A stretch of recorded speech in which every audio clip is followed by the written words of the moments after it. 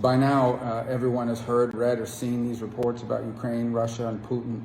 I think it's important for those of us here in Washington, in addition to serving and focusing on our states, to also, as we have to work on foreign relations the way I do and intelligence matters the way I do, that we sort of explain to you why this is happening, why this is important, and what we should be doing about it. Because I get a lot of valid questions from people that say, look, it's terrible Vladimir Putin does these terrible things to Ukraine, but why does that matter to America, and why does that matter to me? It's a very valid question. And so I hope in this short video to sort of answer some of those questions. First, let me explain what's happening. Vladimir Putin says that, or he believes, and I actually think he really believes this, that the United States and the West is trying to encircle him.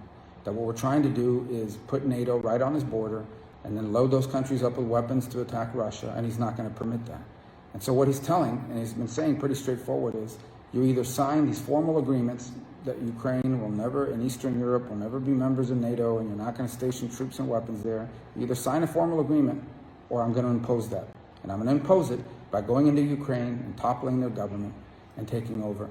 And all these negotiations that are going on, they're set up to fail. In fact, what Putin is doing is he's setting up these negotiations, making demands that he knows can be met, and then invading by saying, we tried to negotiate, they wouldn't agree, so we had to act. He's setting these negotiations up to fail, but also as a pretext for such an invasion. What kind of an invasion, frankly, is not all that relevant. Whether it's that they move directly to Kiev and topple the government and put a pro-Russian puppet there, whether they try a broader invasion of the entire country, something's going to happen here over the next 3 to 4 weeks. Of that, you can be certain. And so the second question is, why does this matter? Well, here's why it matters. Because after World War II, the world said that never again are we going to allow countries who decide that their neighboring countries belong to them to just invade and take them. You can't appease them. That was one of the lessons. Once they take one country, they never stop. They keep going. And that was the case of Imperial Japan, and that was the case of Nazi Germany. It's important at this point to remember Churchill, if you want to go back into history, Churchill had people around him that were actually pushing for an option in which Nazi Germany was allowed to dominate continental Europe, but the UK could still be, the island could still be sort of independent and keep themselves apart from all that. He knew that that was a fool's bargain. He understood that Hitler would never be satisfied with that, and he understood that even if that arrangement happened, Britain and the West would forever be dominated by and subservient to Nazi Germany. Thank God he was in charge and not some of these other people. Nonetheless, the world said we're not going to allow that to happen again. That's what World War II was about, and frankly, to some extent, that's what the Cold War was about. So as a result of that, we've lived in a world where we've avoided a third world war and broader conflicts like the ones that we experienced twice in the first 40 years of the 20th century. But now we're entering a new era. America is no longer the world's sole global superpower, and you're starting to hear places like not just Russia, but China, claiming that Taiwan is theirs, and at some point, one way or the other, they're going to take it. And Iran is demanding to be the most powerful and influential country in the Middle East, and North Korea threatens its neighbors with its nuclear arsenal. The point being is that we're starting to see the reemergence of this and the threat of a new dark age in which the world is thrust into these complicated, messy, and bloody conflicts as a result of these designs. So it matters because of that.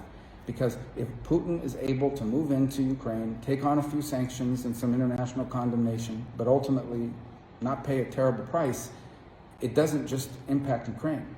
That becomes the model that China, that Iran, that North Korea, and that other rogue elements around the world will follow. That becomes the model for other places to follow. They're going to look very carefully at what happens to decide when and where they're going to move as well. And suddenly we could be living in a world where countries just decide this belongs to us, so we're going to go and take it, and we'll take it by force, and there's nothing you can do about it. So that's probably the core issue at stake here, because a world like that is not a good world for us. You think you have supply chain disruptions now? Imagine a world like that.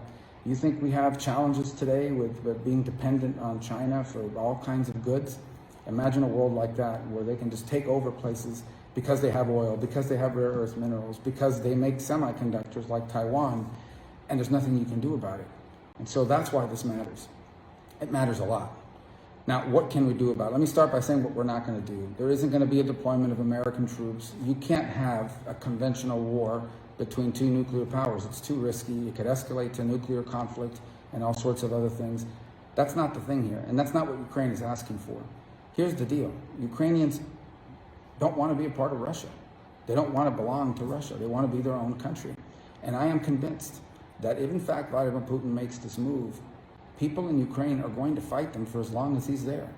And so I think the two things that we have to do is the first, we have to make very clear that if in fact he moves into Ukraine, he will face the kind of crippling sanctions, particularly on their two biggest banks, that will have a severe impact on their economy and on the elites that are around them.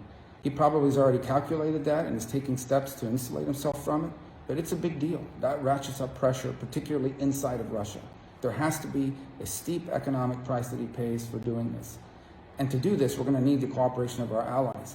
We can't have countries in Europe and around the world saying, well, we don't really want to do that because that might hurt our own economy. They have more at stake here than we do. So the first thing is these sanctions have to be put in place. They have to be targeted at the right things, and they have to be strong. They have to really matter, and they have to happen. And he has to believe they're going to happen and be sustained, and then we have to do it. The second thing is, when the Ukrainians decide we don't want these invaders in our country and want to take them on, we should be there to support them. We should be there to support whatever Ukrainian government remains and is in place, maybe in parts of the country, maybe abroad.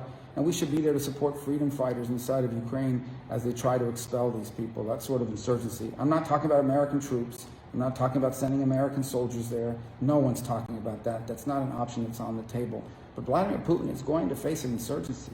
He's going to face pushback. The Ukrainians aren't just going to roll over and say, take our country, we love it. They're going to fight back. And we have long had a history of supporting freedom fighters around the world, and there's a way to do it without involving American troops, American sailors, American airmen, and American military power. And there's no need to discuss that openly, frankly, but there are things we can and should be willing to do. And he needs to know up front that that's what we're going to do. And I do believe there's a handful of countries in Europe that are prepared to do that as well. So this is a big deal because this thing is going to play out here pretty quickly.